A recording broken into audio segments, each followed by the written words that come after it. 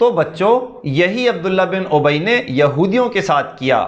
بنو نذیر نے مسلمانوں سے جنگ کا اعلان کیا تو مسلمانوں نے ان کے قلعے کو گھیر کر محاصرہ کر لیا، پھر کوئی ان کی مدد کو نہ آیا۔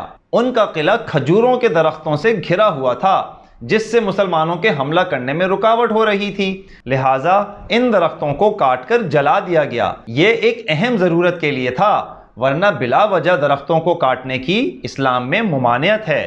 چند ہی دنوں میں بنو نذیر قبیلے نے ہتھیار ڈال دیے۔ ان کے لیے یہ فیصلہ ہوا کہ ہتھیاروں کے علاوہ جو سامان بھی اونٹوں پر لاد کر لے جا سکتے ہیں لے جائیں۔ یہودی اتنے مادہ پرست یعنی سامان اور مال سے محبت کرنے والے تھے کہ انہوں نے اپنے گھر توڑ کر، دروازے اور کھڑکیاں نکال کر وہ بھی اپنے اونٹوں پر چڑھا دیں، یہاں تک کہ دیوار کی کنڈیاں تک اکھاڑ کر لے گئے۔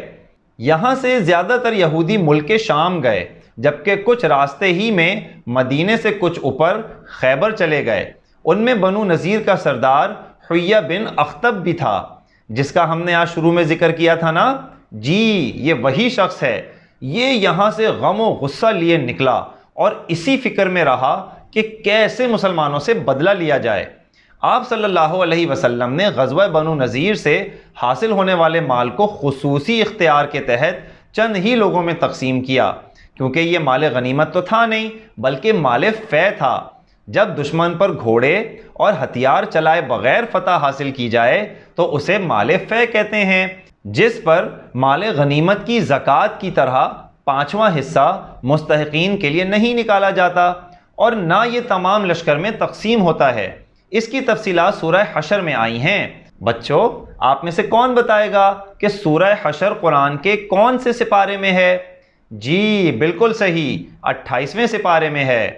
پیارے بچوں، اسی بنو نذیر کے علاقے میں ایک زمین آپ صلی اللہ علیہ وسلم نے اپنی اور ازواج مطہرات یعنی بیویوں کے اخراجات کے لیے بھی مختص کر دی، لہٰذا اتنے وسائل اور آمدنی کا انتظام کرنا کہ دوسروں کے آگے ہاتھ نہ پھیلانا پڑے ضروری کام ہے، اور حضور صلی اللہ علیہ وسلم کی سنت بھی۔ چونکہ مدینہ کے پاس کے عرب قبائل نے نہ صرف دھوکے سے مسلمان علماء کو قتل کیا تھا بلکہ اب بھی مدینے پر حملے کی تیاریاں کر رہے تھے، لہٰذا آپ صلی اللہ علیہ وسلم نے ان کی طرف لشکر کشی کی، لیکن وہ سب بھاگ گئے اور پہاڑوں اور غاروں میں جا چھپے، لیکن اس کے نتیجے میں ان کے عزائم ختم ہو کر رہ گئے۔ پیارے بچوں، احد سے واپس جاتے ہوئے کفار مکہ کے سردار ابو سفیان نے مسلمانوں کو چیلنج کیا تھا کہ اگلے سال پھر سے بدر کے میدان میں مقابلے کے لیے آئیں گے۔ چنانچہ حضور صلی اللہ علیہ وسلم صحابہ کی جماعت کے ساتھ بدر پہنچے، مگر ابو سفیان کو وہاں پہنچنے کی ہمت نہ ہوئی اور وہ راستے ہی سے لشکر سمیت واپس ہو گیا۔ اس کو غزوہ بدر دوم یا ثانیہ یا صغرا کہا جاتا ہے، یعنی چھوٹی غزوہ بدر یا دوسری غزوہ بدر۔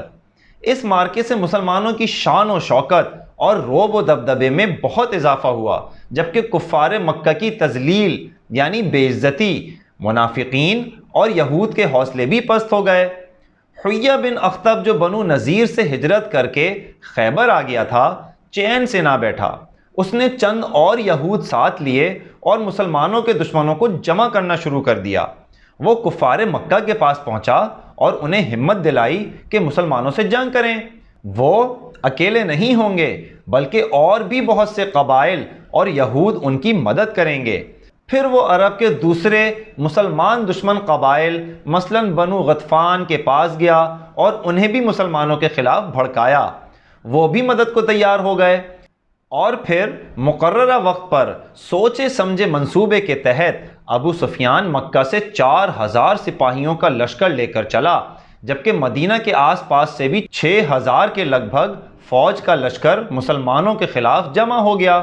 نبی کریم صلی اللہ علیہ وسلم کو اتنے بڑے لشکر کی اطلاع ملی تو آپ صلی اللہ علیہ وسلم نے اپنی کابینہ اور شورا یعنی مشورہ دینے والوں کا ایک اجلاس بلایا۔ ان سے مشورہ کیا تو حضرت سلمان فارسی رضی اللہ تعالیٰ عنہ جو ایران سے تشریف لا کر مسلمان ہوئے تھے، انہوں نے مدینہ کے سامنے خندق کھودنے کا مشورہ دیا۔ مدینہ کے بائیں جانب پہاڑ تھے، نیچے بنو نذیر کا علاقہ اور قلعہ مسلمانوں کے پاس تھا، دائیں جانب یہودی قبیلہ بنو قریظہ تھا جو مسلمانوں سے حلف لیا ہوا تھا کہ مسلمانوں کے خلاف کسی کی مدد نہیں کرے گا۔ اب صرف رہ جاتا تھا اوپر کا حصہ یا شمال کا حصہ، ادھر ہی خندق کھودنے کا فیصلہ ہوا۔ پیارے بچوں، اللہ نے مشورے میں بہت برکت رکھی ہے اور قرآن میں سورہ شورا 25ویں پارے میں اس کا ذکر بھی کیا ہے۔ مشورے میں جو بات طے ہوتی ہے اس پر اللہ کی مدد ہوتی ہے، اس لیے مشورہ لینا بھی چاہیے اور اگر کوئی مانگے تو صحیح مشورہ دینا بھی چاہیے۔ اس کے علاوہ یہاں ہمیں یہ بھی سبق ملتا ہے کہ نئی فائدہ مند چیزوں کو اپنا لینا چاہیے، اس کے لیے ہمت اور خود اعتمادی چاہیے ہوتی ہے جو ہمیں اپنے اندر پیدا کرنی چاہیے۔ آپ صلی اللہ علیہ وسلم نے صحابہ کو فوراً خندق کھودنے کا حکم فرما دیا اور خود بھی شامل ہو کر ان کی حوصلہ افزائی فرمائی۔ ہر 10 آدمیوں کو 40 ہاتھ خندق کھودنے کا ذمہ دیا۔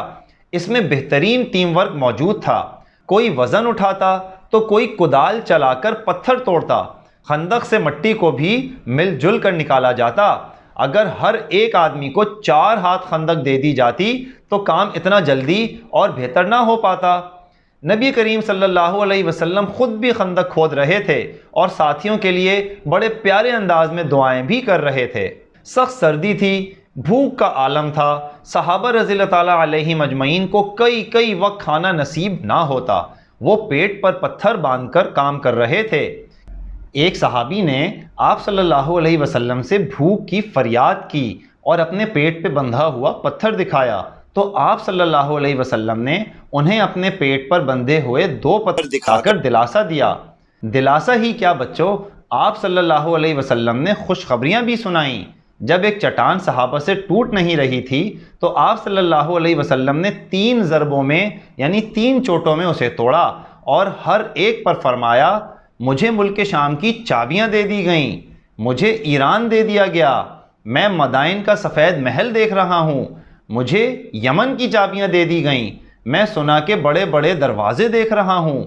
ایسے وقتوں میں ایک صحابی نے آپ صلی اللہ علیہ وسلم اور چند صحابہ کی بھوک مٹانے کے لیے ایک بکری ذبح کی اور چپکے سے آپ کو بلایا، مگر آپ صلی اللہ علیہ وسلم پورے 1000 صحابہ کے ساتھ تشریف لے گئے اور پھر اس سالن اور 2.5 کلو آٹے میں ایسی برکت ہوئی کہ سب پیٹ بھر کر کھا چکے، تب بھی ہانڈی میں سالن جوش مارتا رہا۔ یہ آپ صلی اللہ علیہ وسلم کا ایک معجزہ تھا۔ اسی طرح ایک معجزہ یہ بھی ہوا کہ جب ایک خاتون صرف 2 مٹھی کھجوریں لے کر آئیں تو آپ صلی اللہ علیہ وسلم نے انہیں ایک کپڑے پر بکھیر دیا اور تمام صحابہ کو بلا لیا کہ اس کو کھائیں، اور جب صحابہ نے اس کو کھایا تو وہ ختم ہونے کے بجائے بڑھنے لگیں، یہاں تک کہ کپڑے سے باہر گرنے لگیں۔ غرض اسی طرح سے خندق کی کھدائی مکمل ہوئی اور دوسری طرف سے کفار اور قبائل کا لشکر آ پہنچا۔ 10,000 افواج کا یہ لشکر سوچ رہا تھا کہ ان کی ناکامی کا کوئی امکان نہیں، جبکہ مسلمان صرف 3,000 تھے۔ لیکن مدینہ پہنچنے سے پہلے ہی انہوں نے ایک عجیب چیز یعنی خندق دیکھی اور وہ تل ملا کر رہ گئے۔ اس کے بارے میں تو ان کے وہم و گمان میں بھی نہ تھا، اس کو پار کرنا بھی آسان نہ تھا۔ نیچے اتر جاتے تو بغیر مدد کے اوپر نہیں چڑھ سکتے تھے، چھلانگ لگا کر بھی آگے پہنچنے کے امکانات بہت کم تھے کیونکہ خندق کافی چوڑی تھی۔ ایک کافر نے چھلانگ لگانے کی کوشش بھی کی تو گھوڑا خندق کے اندر گر پڑا اور اس کافر کا سر کچلا گیا۔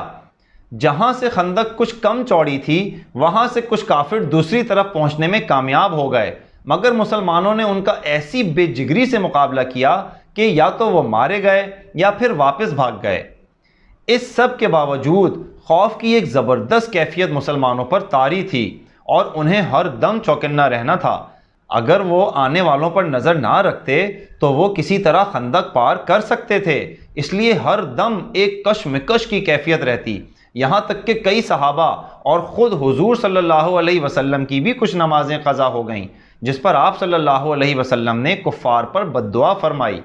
بچوں، آپ سوچیں کہ طائف میں پتھر کھا کھا کر لہو لہان ہو جانے کے بعد بھی جس مہربان ہستی نے بد دعا نہیں کی تھی، نماز قضا ہو جانے پر اس نے بد دعا فرما دی، یعنی نماز قضا ہو جانا اس لہو لہان ہو جانے سے بہت زیادہ تکلیف دہ اور نقصان دہ تھا۔ اسی وجہ سے آج ہمیں دیکھنا چاہیے کہ کہیں ہماری نمازیں قضا تو نہیں ہو رہی، اور اگر ہو رہی ہیں تو کس وجہ سے ہو رہی ہیں۔ وہ وجہ ہمارے لیے ایک طرح کی آگ ہے جسے ہمیں فوراً دور کر دینا چاہیے۔